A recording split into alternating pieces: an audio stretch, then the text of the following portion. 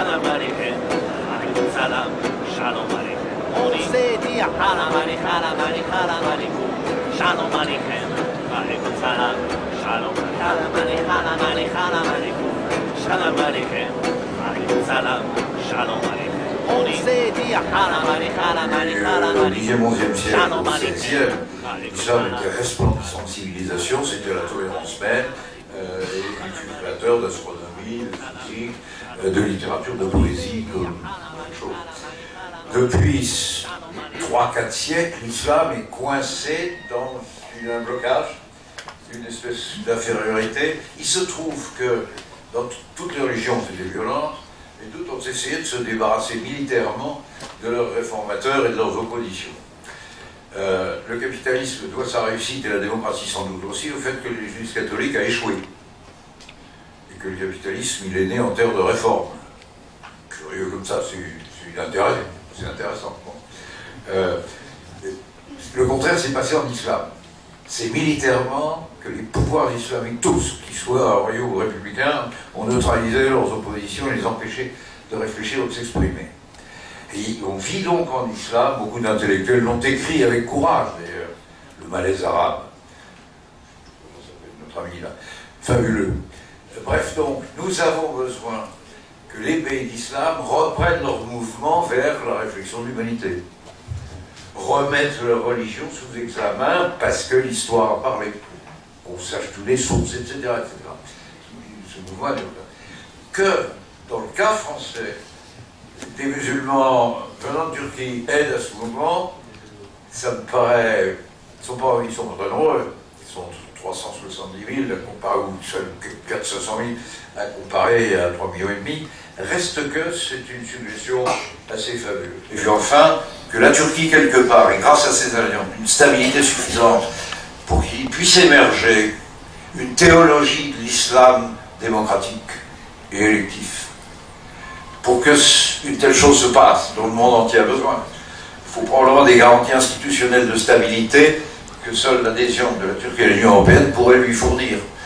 Bref, nous jouons une bien mauvaise carte en ne l'acceptant pas. J'ai dépassé mon temps de parole, je suis abominablement critique et je vous en prends de parole.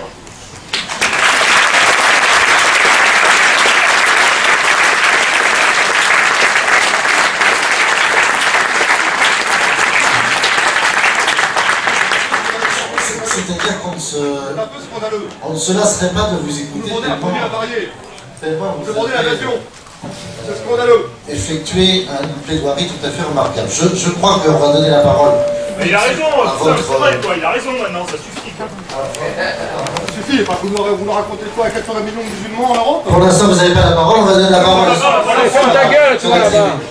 Le principe, c'est aussi de respecter les règles de discussion. Madame Pétac, peut-être, je vais donner la parole d'abord parce que vous êtes la seule femme à la tribune, donc c'est tout à fait... Il reste pas là, alors, foutez le camp. De l'évidence, mais en même temps, je voudrais que vous réagissiez, s'il vous plaît. S'il vous plaît. Non, il n'y a pas s'il vous plaît, non. Ta gueule. C'est plus tard qu'il a la parole. Pensez aux Arméniens un peu. Pensez aux Arméniens. 1 million de morts. Ça, pour l'instant, il n'y a pas de discussion là. Non, il n'y a pas de discussion. Pensez aux Arméniens. Allez, foutez le camp. Oh. Le principe, c'est qu'il n'y a pas d'interruption comme ça aussi brutale. Madame Pétac, vous avez la parole. Allez, réagissez.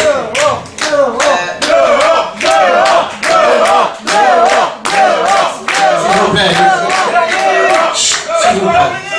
Pour l'Arménie, allez, pour l'Arménie.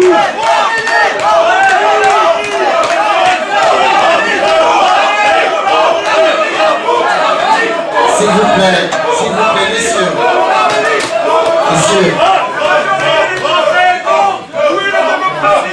messieurs. Messieurs, s'il vous plaît.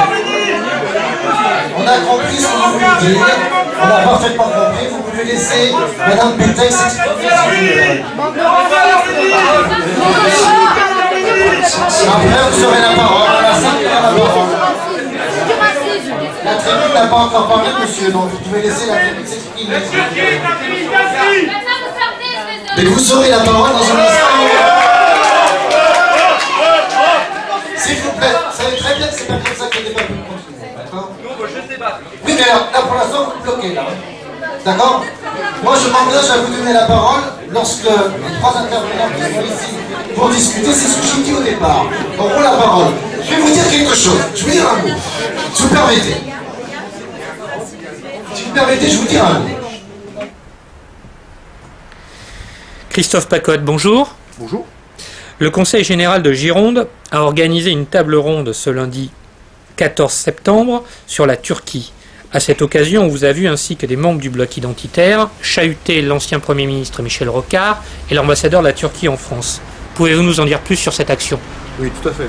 Malgré ses promesses et ses engagements lors de l'élection présidentielle, Nicolas Sarkozy a bien décidé de nous imposer l'entrée de la Turquie en Europe.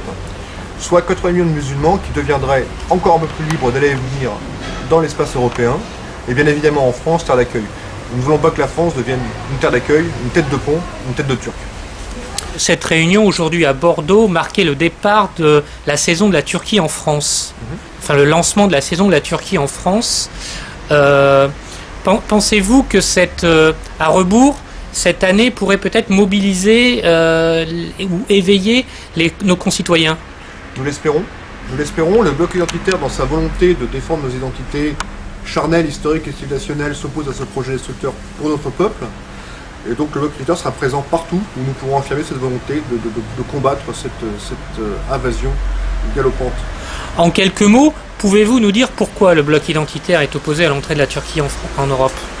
Il n'est pas besoin d'aller chercher très loin, il suffit de reprendre les déclarations récentes de M. Erdogan, Premier ministre de Turquie, quand effectivement ce monsieur déclarait en janvier 2008 « La Turquie est malheureusement en train d'adopter les immoralités de l'Occident contraires aux valeurs de la Turquie », je pose la question, quelles sont les valeurs de la Turquie qui effectivement sont contraires à celles de l'Occident? Est-ce que c'est la charia, comme M. Erdogan l'a déclaré en 2003?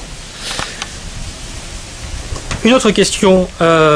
Concernant le mur des expulsés à Billières, le préfet des Pyrénées-Atlantiques, M. Ray, a saisi ce matin le tribunal administratif. Souhaitez-vous faire un commentaire? Oui, tout à fait. Je ne peux que me féliciter que notre action de la semaine dernière ait porté ses fruits. Nous avons réveillé le préfet. Et effectivement, M. Ray, préfet des Pyrénées-Atlantiques, a saisi ce matin le tribunal administratif pour faire interdire ce mur. Il l'a fait sur 3 points, 2 points de forme et 1 point de fond. Je lui en proposerai un 4e, qui est un point du code pénal, qui est l'article L122.5, où toute personne qui effectivement encourage l'immigration clandestine en bande organisée est passible de 10 ans de prison et de 750 000 € d'amende. Donc en fin de compte, le résultat, écoutez, au lieu de détruire un mur, qu'il en rajoute 3, ça en fera 4, et dans ces 4 murs, ils mettent M. Lalanne et la députée maire de Pau. Voilà. Entre 4 murs. Entre 4.